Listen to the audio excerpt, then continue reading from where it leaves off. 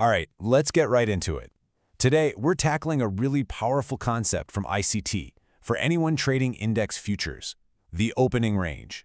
Seriously, getting a handle on this can completely change the way you look at the market open. Welcome to AI Explains ICT. In this video, we're breaking down the core content from Month 10, Episode 10. And this is a big one because we're jumping into the world of equities, specifically stock indices. So you might want to grab a notepad for this one. There are definitely some key details you're going to want to jot down. So here's what's on deck. First, we'll do a quick introduction to index futures to get everyone on the same page. Then, we'll zero in on that critical first hour of the trading day. From there, we'll look at the opening range in action with some real chart examples. And to wrap it up, we'll see how this whole concept works across different major indices. Okay, so to get started, we're going to focus on the big one, the most popular index future out there, the E-mini S&P 500. This is going to be our main example as we break down all these core ideas. First things first, let's get the basics down. The E-mini S&P 500, you'll see it as the symbol ES. Now the session we really care about is the New York session, which runs from 9:30 a.m. to 4 p.m. And here's the part that hits your wallet, so pay attention, the tick value.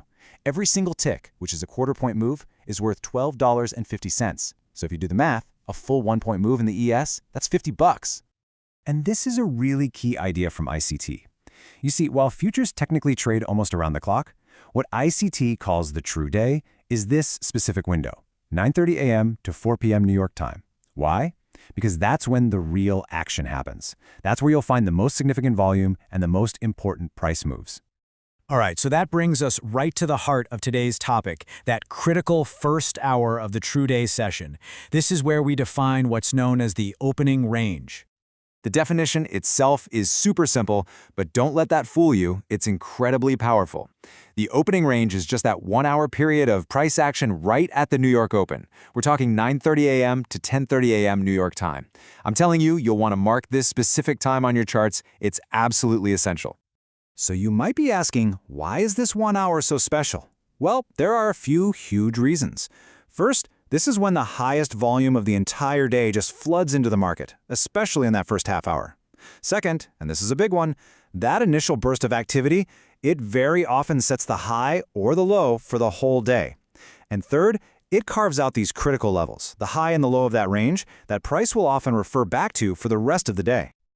Okay, enough talk. Let's see how this actually plays out on the charts. We're going to dive into some case studies on the E-mini S&P 500. This is where the theory really comes to life. All right, take a look at this first chart.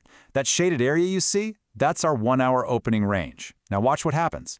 After the range is formed, price rallies back up right into a key level inside that range. See that last up-close candle before the down move? That's what ICT calls a bearish order block. And look at that. Price respects it perfectly and then just sells off. Classic. And here's the flip side, the exact opposite scenario. The market sets the opening range, price moves away from it for a bit, but then it trades back down into the range. And what does it find? Support, right at a bullish order block, that last down close candle before the big up move. From there, it just stages this powerful rally for the rest of the day. It's just a picture-perfect example of the range acting as a major support zone. Okay, before we get to the next chart, we have to talk about a really important ICT concept called turtle soup. It's a funny name, but what it describes is a run on stops. Basically, think of it like a market fakeout. Price will intentionally poke just a little bit past a key high or low. Why? To trigger all the stop-loss orders sitting there, grabbing that liquidity, and then, bam, it reverses hard in the other direction. In this chart, wow, this is a perfect illustration of that turtle soup pattern. Look closely. Price first dips just below the opening range low. That's it right there, triggering all those sell stops. That's your turtle soup. But then, look at the reversal. It aggressively shoots back up and rallies all the way to the other side of the range, taking out the buy stops that were sitting above the opening range high. It's just an amazing example of how those range boundaries act like magnets for price.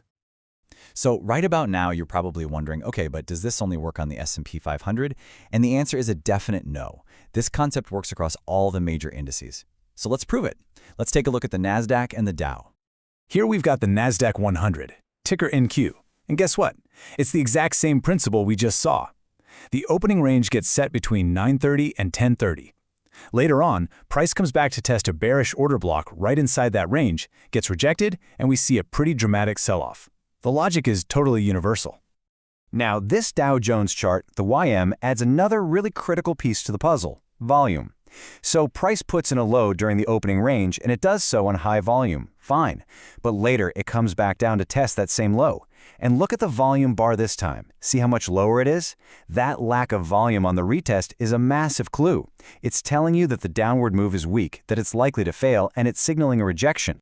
And this all comes back to a crucial quote from ICT that you should burn into your brain.